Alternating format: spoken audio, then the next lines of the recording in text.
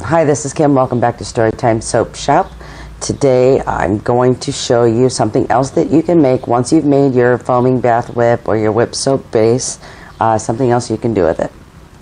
So in my Pyrex here, I have about, 15.9 ounces of white melt and pour soap. I'm using the Stevenson brand. I have 4.2 ounces of my foaming bath whip and 0.4 ounces of mango butter. Now you can use any butter that you want to tailor this recipe to yourself. Shea butter, mango butter, cocoa butter, any butter that you like. Now I have one already going here and it's melting quite nicely. It still needs some time because I have some chunks of melt and pour soap. I do cut mine into smaller chunks, but they tend to find each other in the pitcher and melt together. But anything you can do to help gently speed that process along. But while that's going, in these disposable cups, I have half an ounce of cornstarch and half an ounce of slsa, which is sodium lauryl sulfacetate, also known as lanthanol powder, and a tablespoon of liquid. You can use glycerin, you can use cocoa betaine, you can use water, whatever you want. In the other cup, because I'm going to make two batches here, I have the same mixture, but I have some baby pink liquid lake colorant because I'm going to be fragrancing this with some cherry, and I think that the pink and white will look nice together. I also have, what was this? About 0.7 ounces or 3% of your recipe of my fragrance oil. And I have two of those because I'm going to be doing this in two batches here. Now, as far as my little mix here, I have cornstarch in here. I have done this with kale and clay, which works out beautifully. You can also use cream of tartar to help, harden up your marshmallows. Let's see where we're at here. Okay, I can't pull it up, but I can feel a little. There we go. I still have one little chunk of that melt and pour soap. So I'm going to stir this for a little bit, pop it back in the microwave for probably 15-20 seconds, and that should help that melt the rest of the way down. I don't want to scorch my ingredients, so this is the long process. Now when we pop it in here, this is going to go fast. So what I'm going to do is go ahead and get my white slurry mix in here. I'm going to do white first and then my red.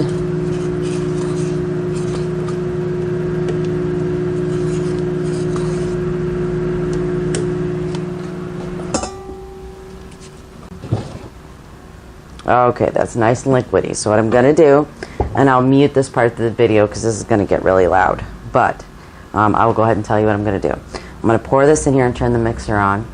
As soon as it starts to thicken, I will speed up the mixer. But, man, there's all kinds of sirens outside. I apologize.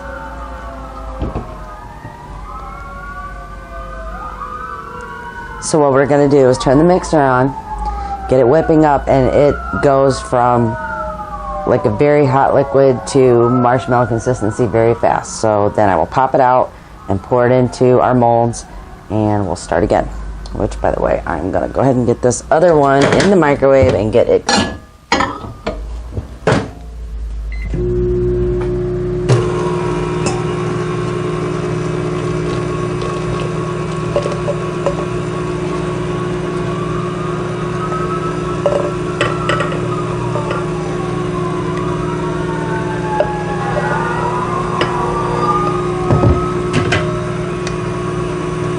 I'm at a safe temperature to go ahead and pour my fragrance oil in there as well, so I will do that. It will also help cool down the mix. I will go ahead and crank this up.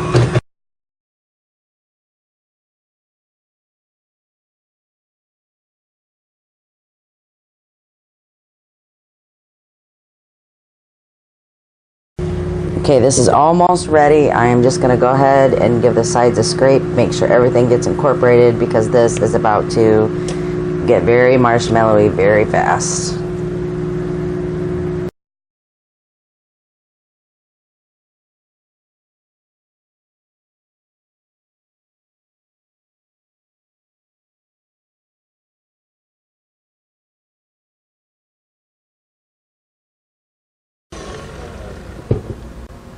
Okay, you can see that it's not quite holding its shape yet. So I'm going to turn this back on. But it's almost there.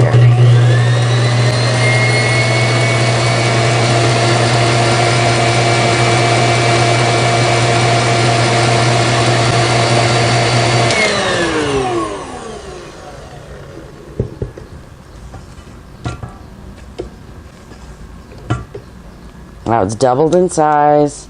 It's starting to kind of hold its shape. Like if this was soap, it'd be trace, like a thick trace. So you can pour this now. I'm going to take a risk and go just another second or so.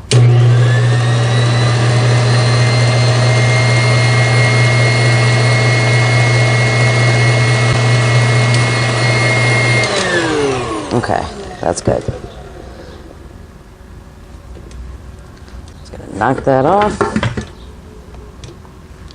I'm going to go ahead and get it. I have dusted these with a little bit of cornstarch just to help release it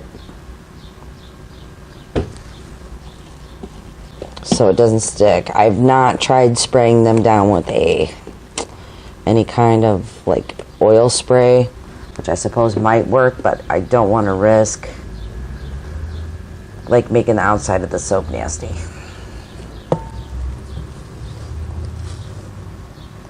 Now you'll see the next one I'm going to pour when it's a little bit more liquid, and it'll fill in these gaps quite nicely.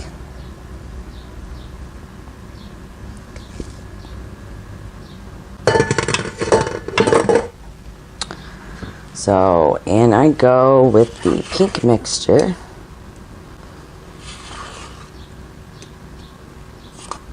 Oh, that cherry is strong. I used black cherry balm from Nature's Garden, and ooh, I'm glad I only used it at 3% because it's very fragrant, which I like, and it's going to be perfect, but okay, so while the other batch is heating up or melting down, if you only have if you only have clear melt and pour, one thing that you can do is into your little slurry mix is put a little bit of titanium dioxide. That will help whiten it up and give it that nice white, creamy look to the marshmallow.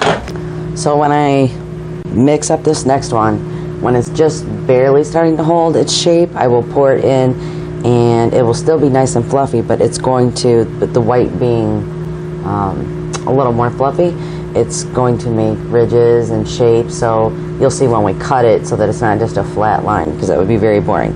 But you can see, bring this up to the camera, it's already quite spongy. I can still feel that it's warm. Let's move my temperature gun.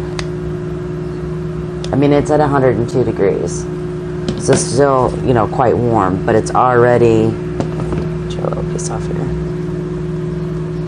quite spongy, just like a marshmallow would be. So this doesn't take long at all. I usually make this, let it set for about 20 minutes to half an hour, let it come to room temperature so it's nice and cool, and then cut it. So it's not a real long process. Okay, so we're ready. Start the blender and pour it on in.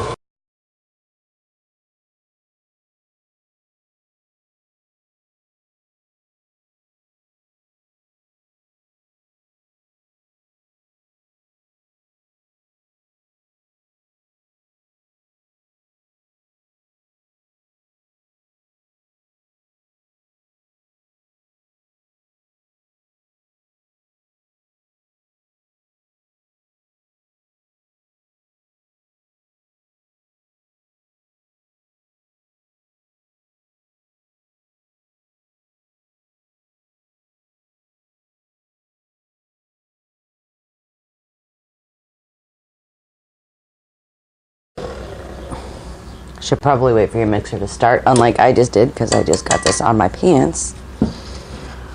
But you can see, like, it's starting to hold its shape, but it's still liquidy. So I'm going to pour this in so that it fills in some gaps.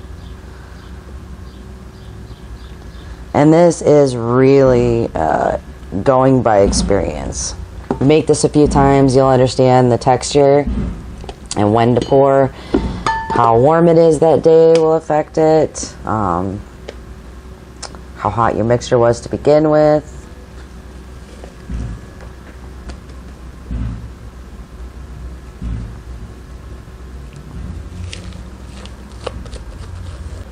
First thing I want to do is dust my cutting board with a little bit of corn flour. Just because this product, until it dries, it can be just a little bit on the sticky side.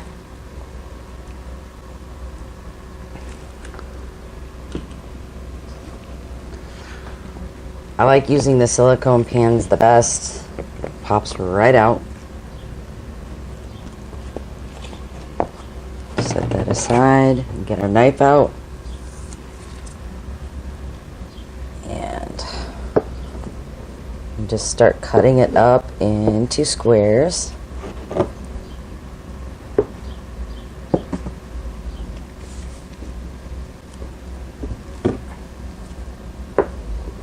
Now this is best if you let it sit and air dry for a day and then package it up, because again, it can be quite sticky, tacky. It's not bad, but you don't want it, you know, coming out of the product like sticking together. So it's best if you just find a dry place to store it for the day.